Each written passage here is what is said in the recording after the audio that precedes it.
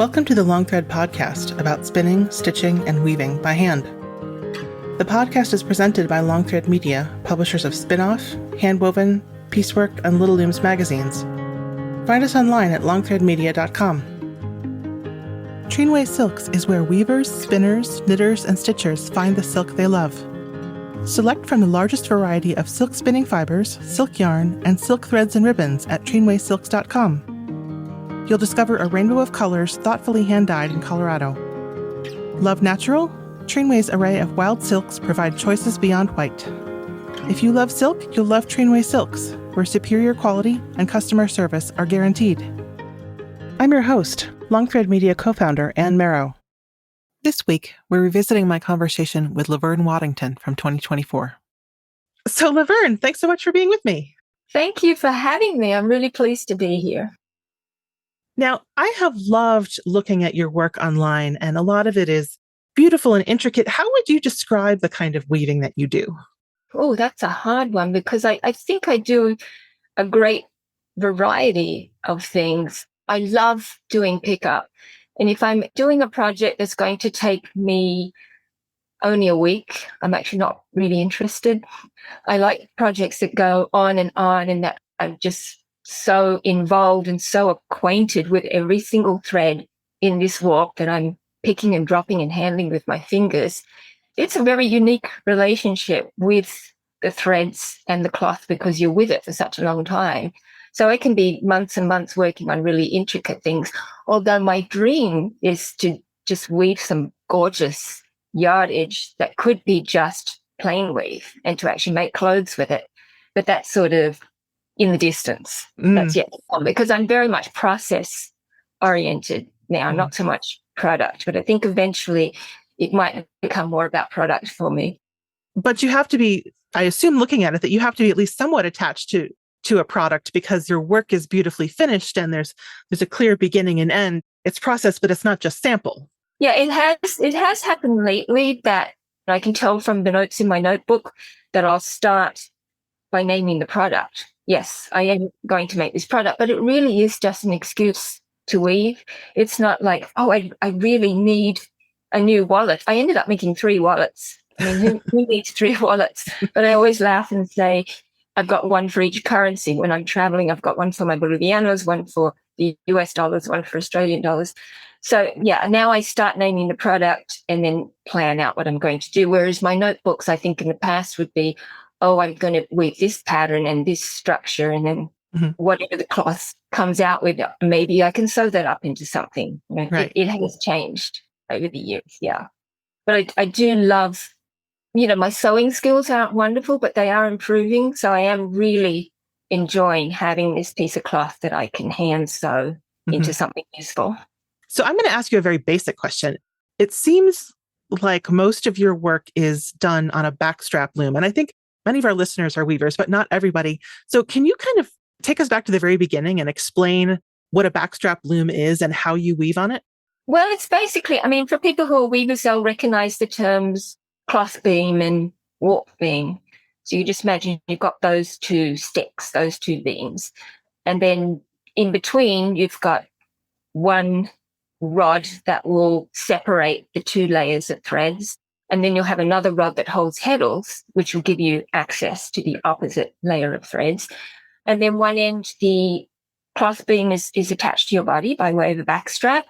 The backstrap actually is more comfortable down around your hips. So sometimes in some languages, it translates as a hip loom rather than a backstrap loom. And in some cultures, it translates as a loin loom. So anyway, you have this nice strap down around your hips, and then the other end will be attached to some fixed object, and then you're using your body to tension the warp. And that's the basics, is like your cloth beam, warp beam, a shed rod, and a set of string heddles, and then it's up to the magic fingers too.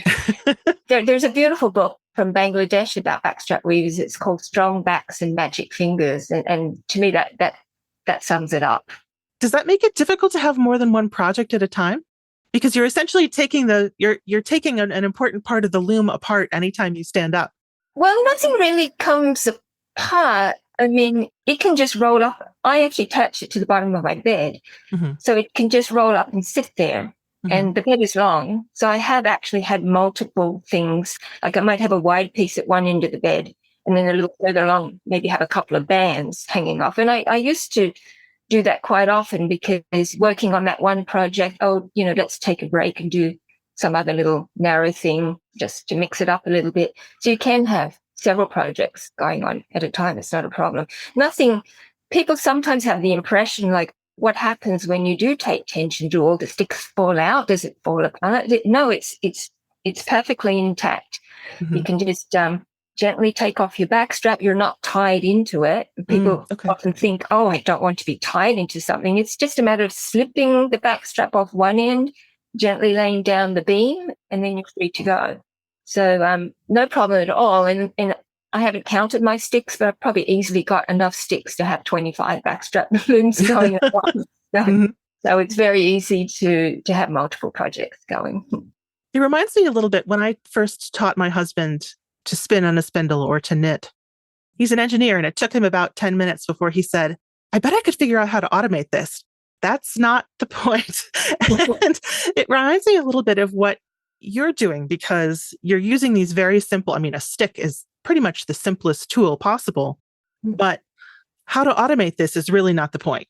No, not at all. And it's funny you mentioned about the engineer, because I have had engineer students before, and I can see them going, I can see the cogs turning while they're trying to think, is there a faster way that I could achieve this? And yes, that's not the point.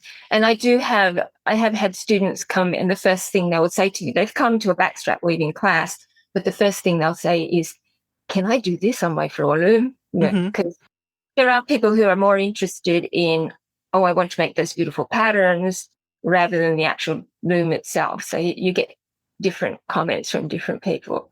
Yes, but the engineers have actually given me some tips before. Yeah.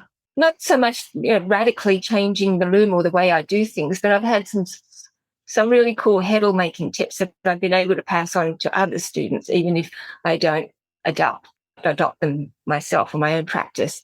That's really cool. So where do you learn how to do this? Like, where do you pick up the skills to weave on a backstrap loom and to weave different kinds of cloth on a backstrap loom?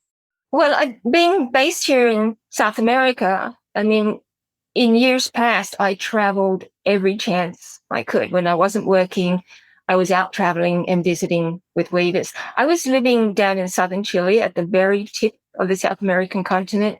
And long story, I was doing Navajo style weaving down there. And one day was having a lovely time doing that. But one day just woke up, thought, this is crazy. What am I doing here in South America doing this? I need to find out about South American style of weaving. And right down at that southern tip, the indigenous people didn't have a weaving culture. They did weave baskets, but they wore skins, painted skins. So I knew I needed to travel. And I went up to Peru, knowing at all what I was looking for. My whole weaving knowledge at that time was weft-faced Navajo-style rugs. And after many weeks there, I had an opportunity. I met up with a weaver. I didn't know what technique she was going to teach me. I didn't know what kind of loom we were going to use. And it just happened to be a backstrap loom. And I just never looked back after that. When I went back down to Chile to my Navajo style loom, I was then only using it as my anchor point for my backstrap. That just all went away, and I just became so enthralled by the backstrap loom. And then when I moved up to Bolivia, of course, the Navajo style loom had to stay behind. And I really didn't have to bring anything with me to Bolivia, because you arrive here, go find a broom, or hardware stores, there are some dowels, but it's as simple as that, and you're good to go again. I do have some specialized tools like swords and beaters, and I'll have my favorite pieces, and also pieces that I've traded with my teachers. So I do tend to hang on to those. But for the basic loom parts, most people probably have them lying around their house right now and would be able to set one up. So you might have a favorite tool because of what it's made of or how it feels in your hand, but it's not like here are the specs of the tool that I need. It's just, here's what's at hand that I enjoy using. Yes, exactly. especially pickup sticks. People say, what's your favorite pickup stick? And I say the one that's closest to me when I need it. Because I have a lot of different ones. Mhm. And actually, for me, one of the more fascinating things is the way that these tools differ quite radically in shape and size. Of course, the kind of wood that they're made from as well, from place to place. It isn't really the sword or the beater doesn't really have a standard shape. It can vary a whole lot. Mhm. So if the loom is very simple and the tools are very simple, you're still getting a really wide variety of different kinds of cloth. There are some that are very sort of geometric and repetitive. There are some that have a lot of different colors. There are some that are just pure texture. Where do you learn to do these sorts of different styles of weaving? And do you find that there are some that you enjoy more than others? Well, I mean, every weaving technique every structure that I'm weaving has been learned from my indigenous teachers. I've worked with a lot of different indigenous teachers, from coastal Ecuador to the highlands of Ecuador, totally different styles, different parts of the highland part of Ecuador and highland Peru, lowland Bolivia, where I live right here. There are Guatemala weavers, not all of them working on backstrap looms, but doing warp-faced pickup pattern pieces. So I get the structural knowledge from them. And then I guess I just get lots of inspiration online, looking through books. And I mean, my first practice, and I think it's quite a typical artist practice, is to replicate. So you will replicate. You come back with a set of patterns that your teacher has shown you. And the first time I learned patterns. I really didn't understand what was going on with the structure. So I was just very mechanically weaving those patterns that the teacher had taught me. And so you replicate, and then later on you might see in a book or online another pattern, and you think, well, can I weave that? You'll challenge yourself, which kind of forces you then to look closely at the structure. Did I really understand what's going on? And then from there, then you might take a pattern and modify it and slowly go on from there to create your own. And I really do try to create my own now, but I think replication was a very important part of my learning process. All of these different styles, I was thinking about, if you go to Peru and look at even just the villages that are represented by the Center for Traditional Textiles of Cusco, or if you go to Guatemala, and you can tell in where the textiles from every village are, because even using the same tools and techniques, there's been all these little variations that propagate. Yeah, exactly. And Guatemalan textiles are vastly different from the textiles of the highlands here in South America. And I'm not really a color person. I wish I could be, but I'm just not. And so Guatemala for me was like, wow. And I'm amazed at the things that I wove. I carried a little piece of that back with me, because my teacher was weaving quite a wide piece in which she had 6 motifs in a row, like she'd do a little woman figure. And she would, with supplementary weft, she would weave 5 of the little woman figures and let me do the 6th one. I would be sitting right beside her.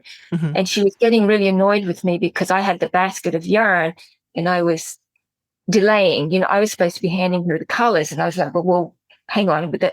You can't put the blue with that color. And she was like, just give me a color.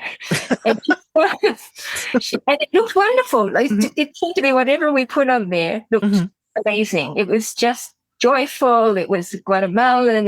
It was very freeing in a way. So I brought a little bit of that with me. I've tried, okay, I'm just going to put my hand in the basket and get the color. And sometimes it works and sometimes it doesn't.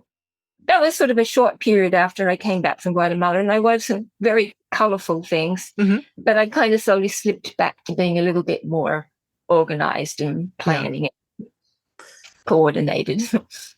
The Guatemalan color work, though, that's at least somewhat weft-faced, right? You're introducing at least a color that's a different color in the weft, right? Yeah, it's a supplementary weft. So the base cloth is warp-faced, and they're using a supplemental weft to create the patterns. There's many different styles. I studied with 3 teachers there, but there are many, many different styles of patterning with weft. I just scratched the surface, really. So you mentioned that part of what you love about this is having a relationship with the threads and the materials. And the tools are quite simple, but are you interested in what the threads are made of or just what they can do? Like, do you care if it's silk or rayon or wool? Do you choose hand spun, high twist, or are you really more interested in the manipulation of the threads? I think I'm more interested in the manipulation of the threads. I would say I like fine threads. Mm-hmm. I don't really care what they're made of, but I do like working with very, very fine threads. And I would say a lot of my choices have come about because people have given me yarn. Mm-hmm. Like when I go visit with my friends in the States, I don't know how many times I come back with a case full of yarn that people just give me. I mean, some people are quite happy to unload their 142 silk on me, going, "Oh, you like to use silk? Here, take this. I bought this. I don't know what I was thinking. It's too fine." And they've given it to me. And I would never have dreamt of ordering 142 silk. So that really has determined the kind of material. I am interested in spinning my own yarn as well. And it's just such a joy to weave with your own hand spun yarn. I do wool and cotton, but it is pretty much determined by what's been given to me. Before I started traveling a lot to the States, it was mostly just limited to cotton, which is what I could get locally down here in the lowlands. There's no wool to be seen. There's no silk to be seen. It's just cotton because crochet is very big down here. Yeah. So it opened up the range of possibilities when I was going to the States, you know. And of course, in Peru, it's super high twist wool and alpaca. So it's a kind of a different yeah, material. and I thought that super high twist was it. That's what you had to use. And I bought some llama when I went up to the highlands. I was just walking along a country road, which is what I like to do. I like to take a bus to a far out destination, sort of judge by an afternoon's walk, and then slowly meander my way back, just walking along. So I was talking to this lady on the side of the road, and she sold me all these bags of llama. I brought it back and gave it a lot of twist because I thought that's what it needs, and I wove with it. But later on, a friend gave me some beautifully prepared alpaca from the States, and it just seemed like a crime to twist that stuff up and sort of lose all its loft and softness. And I didn't.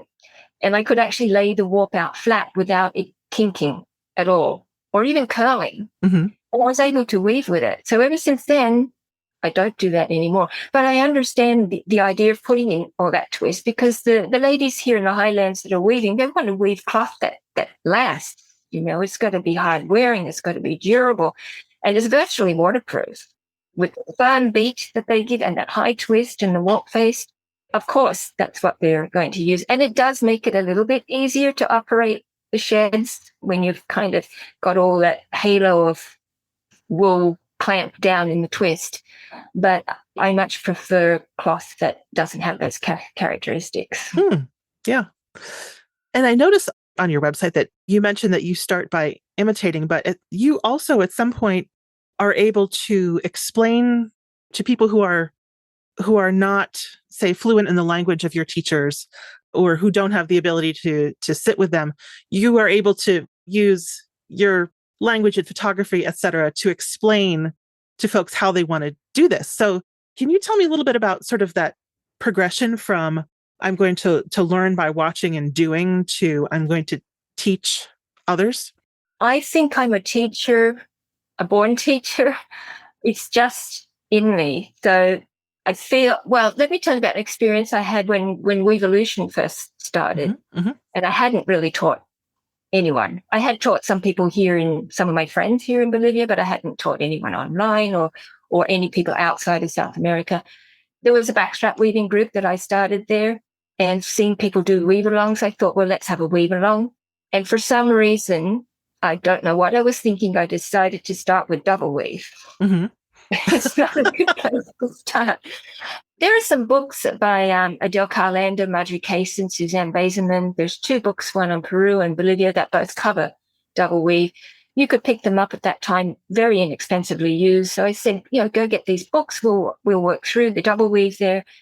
People started having a meltdown because it's like those books that were published in the 70s that don't have the color plates, that don't have step-by-step pictures, maybe some drawings, a few black and whites if you're lucky.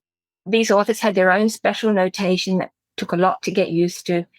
And I felt so bad because I couldn't oblige people to go buy this book. So I decided, okay, I'll do the tutorial. So I took all the photos and I put it on Weevolution. Weevolution wasn't really set up for that kind of thing, but we made it work. And people learned. And I kind of got a feeling from that of, what kind of things people find hard, which things should be focused on. Sometimes things that I find hard are not the things that they're finding hard, and then slowly from there, you're able to anticipate some problem areas and get in ahead before those problems happen, or then find out that some problems are better if they learn it themselves by actually encountering the problem. So you get experience from that. So I started doing tutorials on my blog and finding that people were able to use them. And from there, I went to the books, and then I went to teaching people as well. Because I wrote 2 books in quick succession, 2010, 2012. And then there was a long gap because I was doing a lot of in-person teaching. And I learned so much from that. The books basically just wrote themselves after that because my students had taught me so much of those things that I just mentioned, of what aspects they find difficult that I didn't think they would, and vice versa. And which parts, not to over-explain, because some parts are better if they learn it themselves. And Right. Yeah, it all came from that. So I love to teach. I absolutely love it. I was teaching English here for years and years, and I feel I left teaching English to weave, basically, and to keep studying weaving, but the teacher in me got restless and wanted to do something. So what I'm hearing is a really interesting relationship to place, because I think folks can probably hear from your voice that you do not have a sort of a Spanish accent. Your accent is from Australia, and yet you have spent a really long time living and learning in South America. And at the same time, you're also teaching people all over the world. I'm sitting here in North America. We have a certain North America-centric attitude, but how do you get from place to place? Like, how did you wind up as an Australian feeling called to learn weaving in South America? Well, it was a boy. I was backpacking in Chile in the early 90s, and I met a Chilean boy, and I just decided, well, why not go off to South America? And I was actually doing a qualification for teaching English as a foreign language to adults. Why not go off and live in Chile? And I was traveling around Patagonia, and I just absolutely fell in love with Patagonia. So I decided I would go and live there and teach English. And I was actually 100% outdoorsy person at that time. For me, Patagonia was all about going out hiking and camping and climbing. And I got there in April, just heading into winter. Now, I hadn't spent the winter there before. It doesn't get cold. It doesn't get like Rocky Mountains cold or Canada cold, but the wind is absolutely brutal. So all outdoor activities got suspended to start. And I had to find something else to occupy myself, and it became weaving. So it just sort of happened in the strangest way, really. I just started fiddling around with absolutely no knowledge of it. Wooden frame, nails, put some sewing thread on the nails. And I didn't know that I was actually going to create weft-faced weaving because of the way I'd spaced that sewing thread. And then I found like, oh, hey, I can change colors and make pictures. But all the threads were hanging out the back, and it was a horrible mess. But I was having a lot of fun with that. And then later on a trip to the States, I actually learned about Navajo style weaving. Absolutely fascinated because, wow, they're doing weft-faced weaving. I recognized this, but oh my gosh, the back of the piece is perfect. I really had to know how to do that. I didn't even know what string heddles were. I was just with a plastic ruler going over, under. And I bought a book on Navajo style weaving before I met the teacher and discovered this amazing thing called string heddles. The heavens parted and the choir sang. It was incredible. So it all just came about quite strangely like that. And that's why I went back to Chile, had a loom built, and then after a year of doing that, thought I need to go and learn about South American weaving. Yeah. That's very interesting. It does seem like, whether you believe in there having been some sort of guidance that led you along this path, it does seem like things just showed up at the time when you need them to kind of discover what you love. Yes. And on that trip where I went to the States and bought that book, I'd actually gone for an outdoors trip. I had 3 hiking trips in the canyons of Utah. Mm-hmm. And after the first hiking trip, I went mountain biking and crashed and wrecked myself. Mm-hmm. And bought that book while I was on crutches, read the book. The person in the youth hostel who owned the youth hostel saw me sitting there, read the title of the book and said, "Oh, there's an exhibit of Navajo weaving on in town. Jump in the car, I'll take you." So she took me. I mean, so that's how it all happened. It was all by chance. I found a lady in the local weaving guild because I begged the people at the museum. I said, "Who can teach me this?" Mm-hmm. She had a Navajo teacher, and she just took me under her wing, and we went to the reservation. I met the family, bought the tools, the yarn, went back to Chile. Yeah, that's how. Yeah, so like a string of strange events led to that. So one of the things about backstrap weaving is that it can be an outdoor or indoor pursuit. So really you chose something that can be your summer and winter and go with you everywhere that you want to go. It's something that can fit whatever lifestyle you wind up choosing. Absolutely. And there's been times, for example, when I went to Ecuador, usually when I travel to within Bolivia or Peru to meet with weavers, I'll take an example of my weaving, because when I encounter the weavers and I say I would like to learn, they kind of throw up their hands and it's like, "But you're so old, you know." They're not really sure what to do with you because they learnt as small children, and they'd be very happy to take you on as a student and earn the money, but they're not really sure what to do with you. But if you take something and show them and say, "Well, look, I know something," and then they're quite happy. But when I went to Ecuador, I had been doing some reading and I really didn't think I was going to encounter much in Ecuador. I was really, really surprised when I got there. So I didn't even bother. I didn't take a loom. I didn't take anything with me. As soon as I got there and found out what was going on, then again, I was in a hostel there. I said to the woman who owned it, "I need some sticks to make a loom." She went and got a mop for me. We went across the road where there are some workers. We cut the stick in half. I made a loom. Like that, I had a loom and I was able to go visit and interact with the weavers. So yeah, it's beautiful that you can do that kind of thing with a backstrap loom.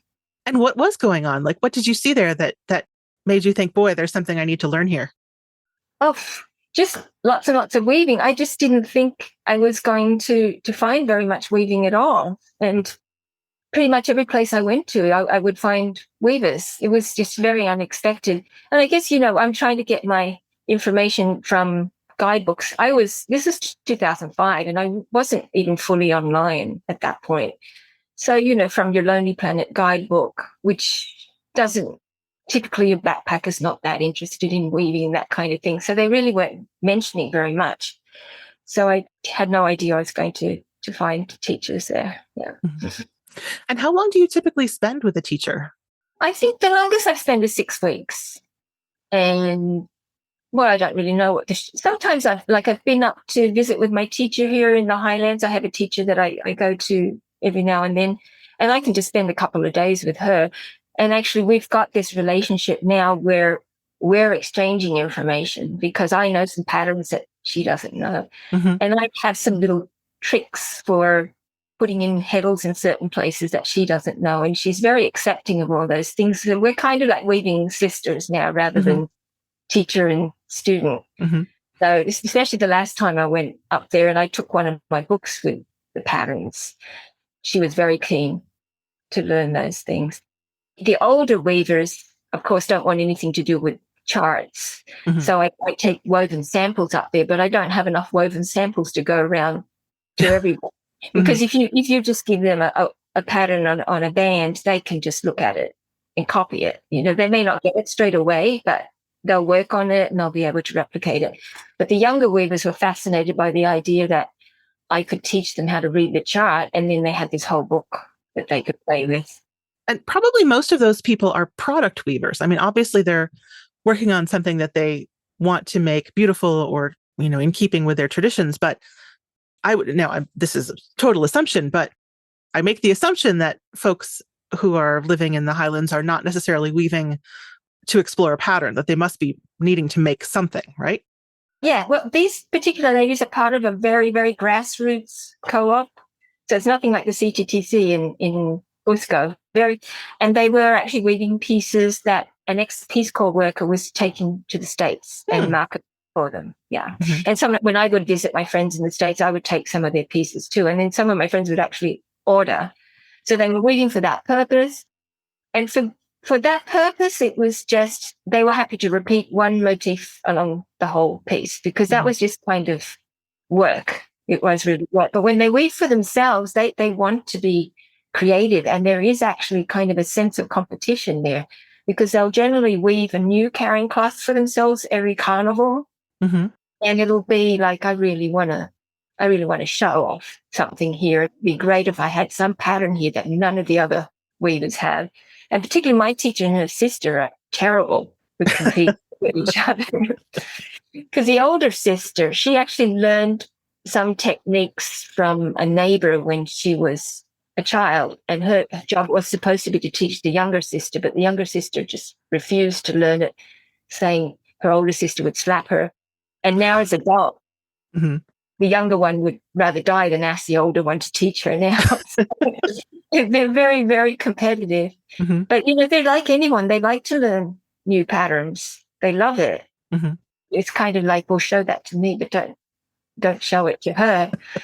And Maxima, more recently, she wove her cloth that she wove for Carnival. She put 2 panels of double weave in it, it's very laborious, the double weave. And she was like, oh, why did I do this? But at the end, very pleased because she had something really outstanding, that perhaps some of the other ladies weren't using that structure, that were using something a bit more basic. Wow. So you've kind of taught and learned in an era where it was very much hand to hand. You go someplace and you learn from the person. And you mentioned that you have taught in person, but at this point, obviously, you're doing a lot of digital teaching people through the internet, and people are able to pass information that way. How do you find that that's made it different? Is it more accessible? Are more people discovering what you can do and wanting to learn from you? I haven't been actively promoting it because I'm in a bit of a limbo at the moment because I'm actually planning to move back to Australia. So I'm just working on a lot of other stuff. I haven't actually woven anything on my loom for a couple of months, which is really unusual. But the Zoom classes have been amazing for me. They've been really amazing because I'm used to doing a 2-day workshop, 6 hours a day, 2 days. It's a lot. It's a lot for people to take on. They go home on a Saturday night, absolutely exhausted. And you think, oh my God, I've broken them. They come back on Sunday fresh and raring to go. But still, it really is a lot. And say if you've got a working person who then works 5 days and they don't get to weave again, the next weekend, maybe they had to put off some chores to take the workshop. So the next weekend they don't weave. 2 weeks on, they're almost at the point where they're starting to forget a little bit. So doing the Zoom workshops, what I do is a 3-hour session on one day, and then we leave a week. And then we do a 3-hour session on a day the following week. And they get to practice all that time in between. So they really get to absorb what they learned in those 3 hours. And the thing is, too, that I'm teaching on the ankle loom. I'm not teaching on the backstrap loom. So, on the backstrap loom, they have to learn to wind the warp and make the heddles. And they've already got their ankle looms. They know what that's all about. And I found that more people who are studying this style via Zoom continue with it than when I did the in-person classes. So I found the Zoom classes to be very successful. And I love teaching them. And you can have people from all over the world as well. So it's not just that you go to one place and you see people who are right in front of you, but do you find it difficult to teach people techniques when you are not able to put your hands on their warps? No. No, I have video clips. I just made it because hundreds and hundreds of times I've taught. I'm teaching Andean pebble weave. That's the class I'm doing on the ankle loom. And I always say to people, if you make a mistake that I have never encountered before, you'll get a prize. You'll have to get a prize because I've seen it all and I know how to fix it. And it just works. It works. I haven't had anyone getting stuck in the Zoom classes. It really does just work.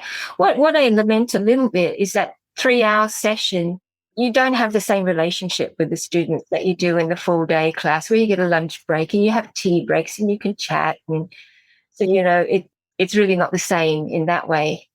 That's the only difference. But I really do feel that it's better learning having that gap in between, which is not always practical to do if you're doing in-person classes. You go to a place, you're not going to sit there for a week and come back the next week. So, yeah, I think it's been really good. Can you, just as an example, kind of tell me about the evolution of your understanding of Andean pebble weave? Like, how did you learn to do it? How did you practice it? What are you making for your own artistic practice? And then how did you learn how to teach it? That's a long question.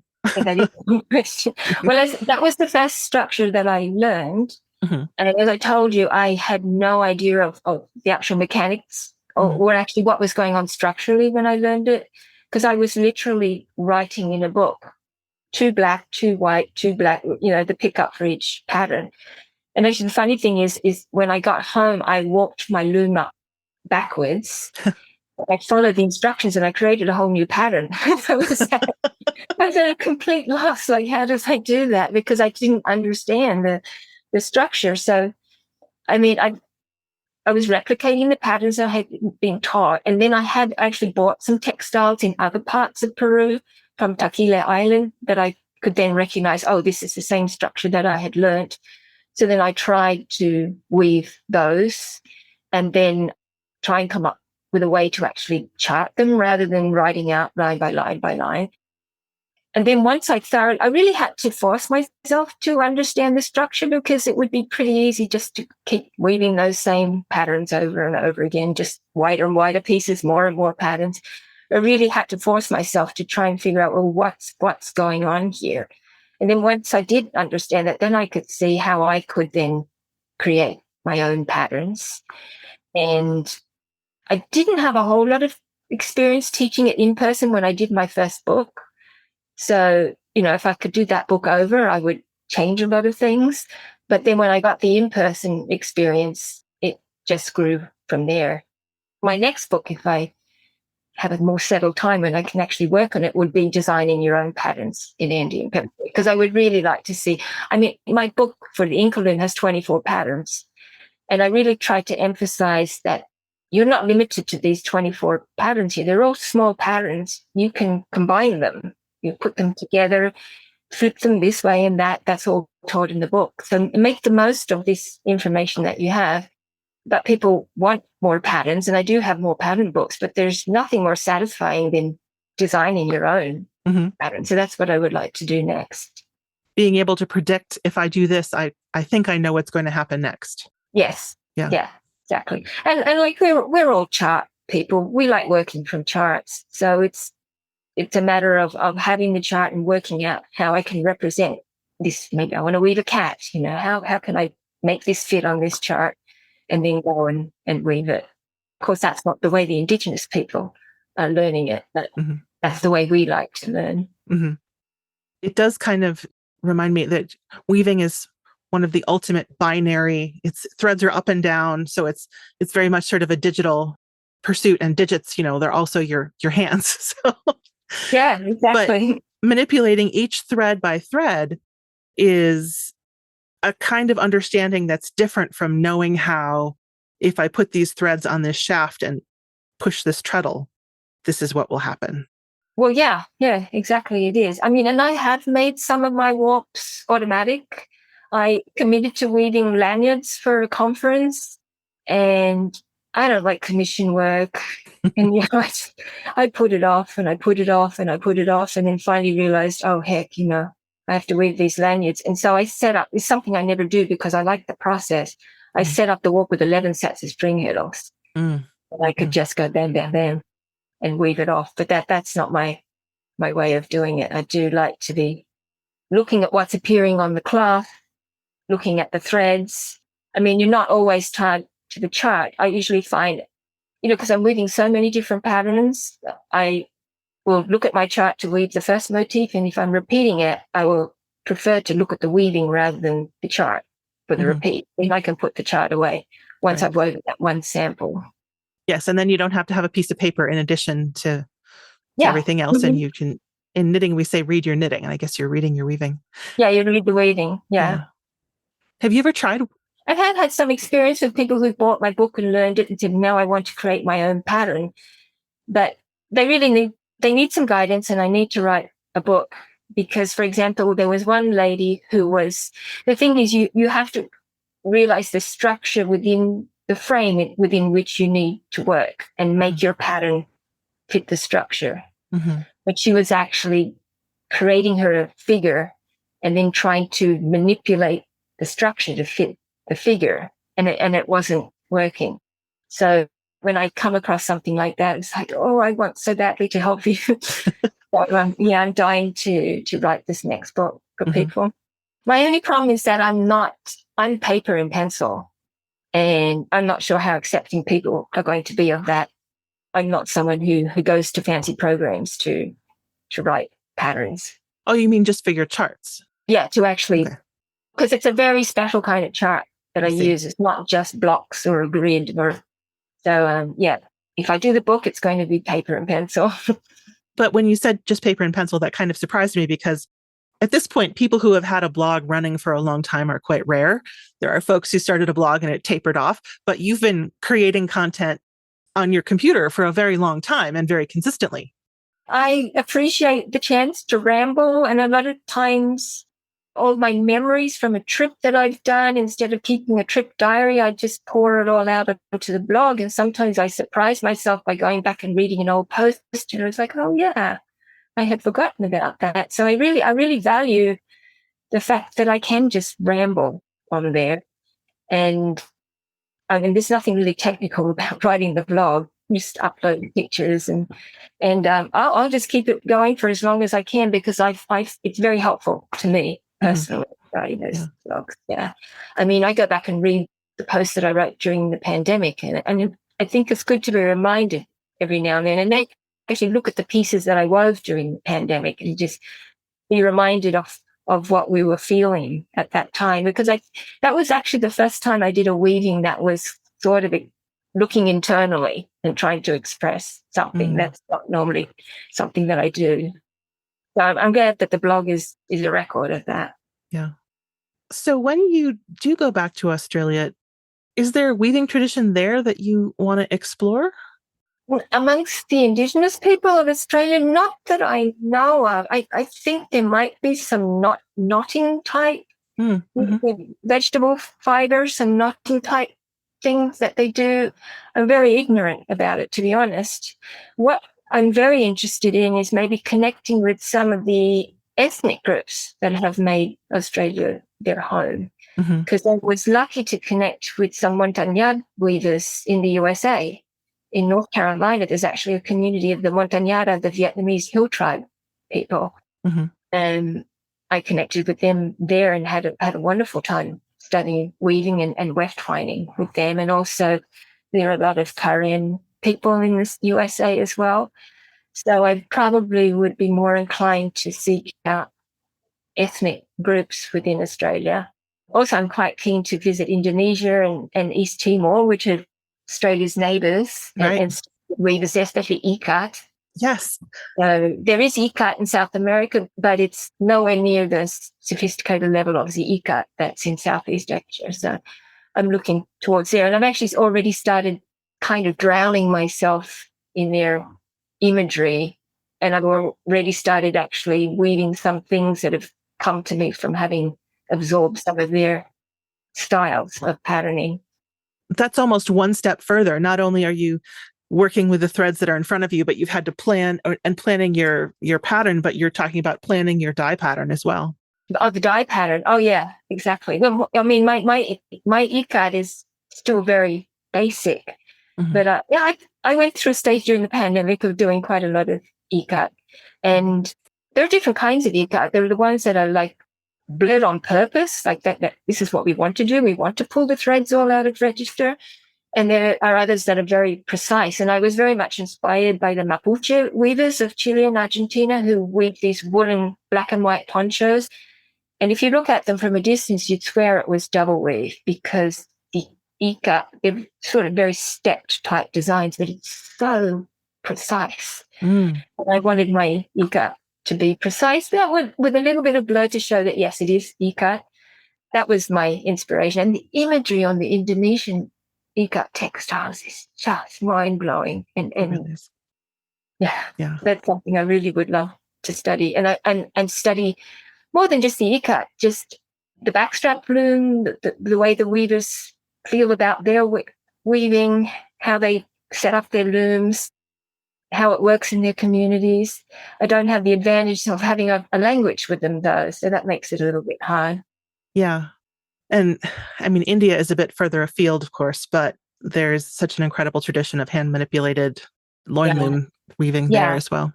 Well, Northeast India is the place where they call it the loin loom. Mm-hmm. And Nagaland is a place that I would love to go to because they actually have a festival where I don't know if it's still going, but for many years they had an annual festival, the Loin Loom Festival. And the videos and pictures that I've seen from there have just been amazing. So, yeah, that is it. I was actually born in India, so wow. it would be nice to actually go there. Yeah, there's lots of possibilities as long as the budget can handle it. Yes, of course. Of course. So, Laverne, this blog that's been running for more than a decade, what am I seeing when I look at it now? I'm seeing some beautiful textiles, but can you tell me what you're working on right now? What's on my loom now? I've put my loom away very sadly for a couple of months while I paint my place. Mm-hmm. But I can tell you what was last on my loom and what is in my head as a result of what was last on my loom. I was experimenting with a supplementary weft technique that I learned in Guatemala, which is single-faced. And I wanted to see if I could do it double-faced. So you get pattern on both faces and not necessarily having the same color show on both faces. So I had a black silk piece and I did a gold pattern on one face and then the pattern on the other face was a sort of bronzy green. And that was very exciting to me because it was actually pretty easy to do. And the Guatemalans don't really bother with making it double-faced because it's for their huipils, it's for their blouse. No one's going to see the inside, although there are some weavers that do a double-faced technique, something else. Yeah, but I'm quite excited about doing something now using that technique. I have to plan it out. And there's another thing that I was talking about during the pandemic. I was sort of looking inward and wove something to sort of express something that I wanted to say. I have a theme in my head that I want to express, again, looking inward. I know a lot of people talk about social issues and look outward, and I'm still sort of at an inward-looking stage.